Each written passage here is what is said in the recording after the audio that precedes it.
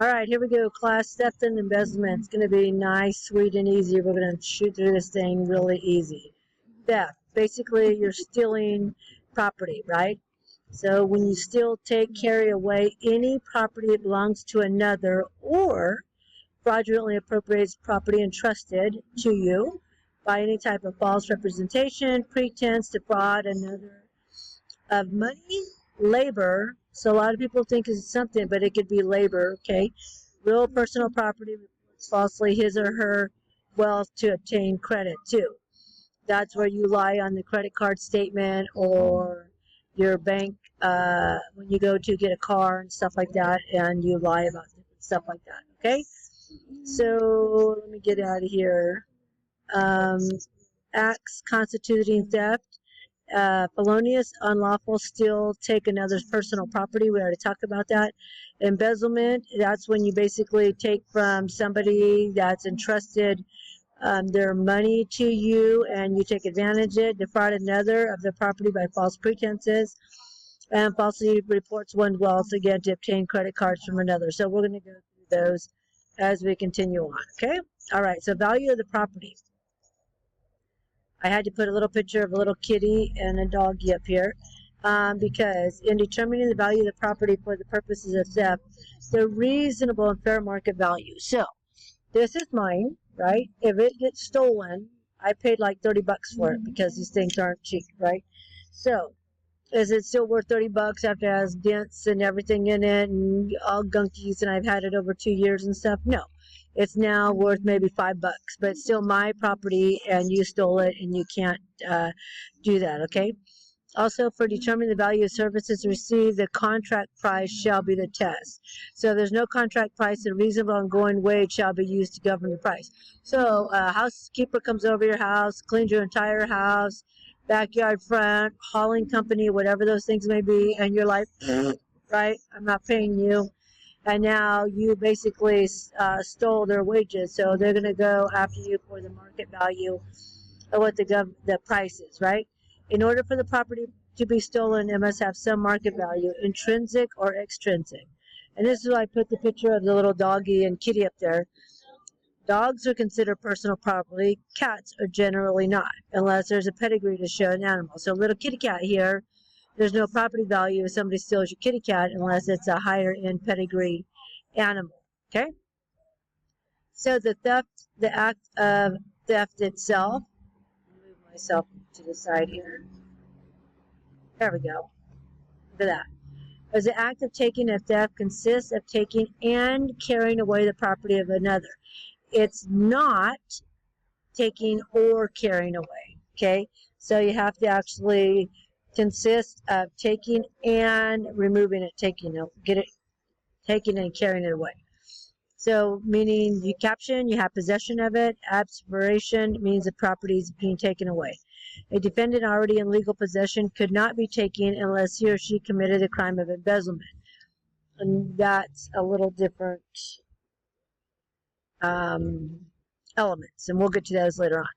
To constitute aspiration, the theft must move the property so that it occupies a different position than it regularly was. So basically something as easy as stealing, like we'll say for an example, a shopping cart, right? So you're shopping and you go right next to somebody else, you see their cell phone in the purse, that cell phone leaves their purse and goes right into your hand, right? That's enough now because now it's in a different position. All right. Intent. Now you see right here, look, red, intent. You have to prove intent if somebody's going to steal something. You have to prove intent. So one of the essential elements of the crime is intent to steal. Intent must be to permanently deprive the owner of the use or title of property, okay? So here's what I've seen in the gym. Somebody's on the treadmill running, and they leave behind their cell phone or headsets or you name the property, right? Somebody else comes on it and they see it, so they're walking around. They're either walking around maybe looking for the person or walking it down to the counter, the front counter, and the person like, hey, that's my phone, you're trying to steal it. It's like, no, I'm not trying to steal your phone. I'm actually walking it down here. I'm walking around. Obviously, I'm walking around with it out, There's no intent to hide it in my back pocket or my gym bag, anything like that. So there's no intent to steal in that aspect, okay? So you have to show intent in that area. All right, by false pretenses is every person who knowingly and designed by any false or fraudulent representation or pretense defrauds any other person of money. Again, we talked about labor, property, whether real or personal, or who causes or procures another to report falsely of his wealth or mercantile character, and thus imposing upon any person obtains credit and thereby fraudulently gets possession of money or property, or obtaining the labor or services of another is punishable by the same manner to the extent as far as for larceny, or the money obtained for 532 of the California Penal Code. So we'll break that down by the false pretenses. Is the perpetrators gaining control of some property in an illegal manner.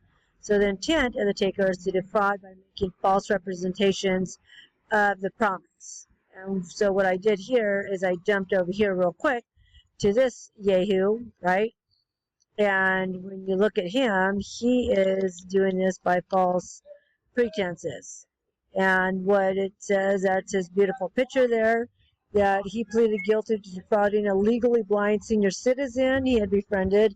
So then he took over $100,000 of hers and threatened to harm her, right? So I'm sure because she's blind, didn't know anything, he took it by false pretenses or by deceit. Probably he's going to say, hey, I'm going to pay your bills with it, or whatever the case may be, all right? So false pretenses.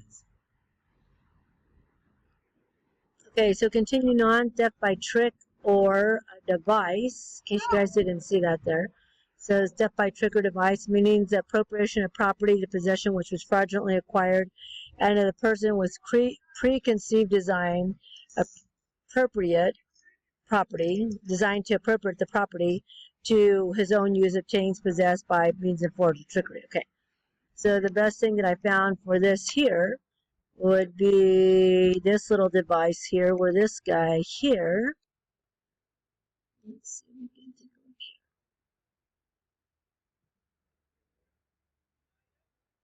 So he used a swipe machine, and basically what it says is they were able to use a swipe machine in order to get some money from Bitcoins, and digitally take and steal the money from other people in that aspect.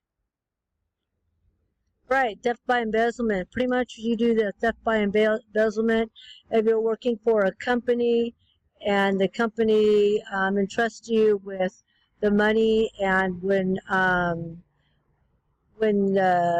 basically audits happen, they notice a lot of shortages in money, and find out it's usually a bookkeeper or somebody, the treasurer of a local, group like PAL or football or something like that. They end up taking the money from the kids or their business because there's no accountability, there's no checks and balances. And I got a little video here. I want you to tell me what you think of this video here about the embezzlement and what they were able to do as far as embezzlement. So that's what it is. You don't have to actually take away, like you don't have to take a piece of property away from a person. They can just transfer the money into their funds. They can cash a check. They can steal the ATM card. I had one person at work who worked for me.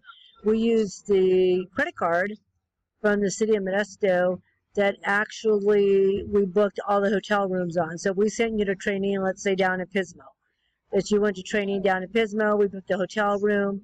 And what she was doing is she was using that credit card also because you have over 250 employees throughout the year. Somebody's always going to school, right? Well, if you book an extra room over the weekend, and the credit card statement comes in, you kind of like check it out really quick, and then find out she was booking rooms for her and her husband, and taking advantage of that credit card, and so she didn't pay it.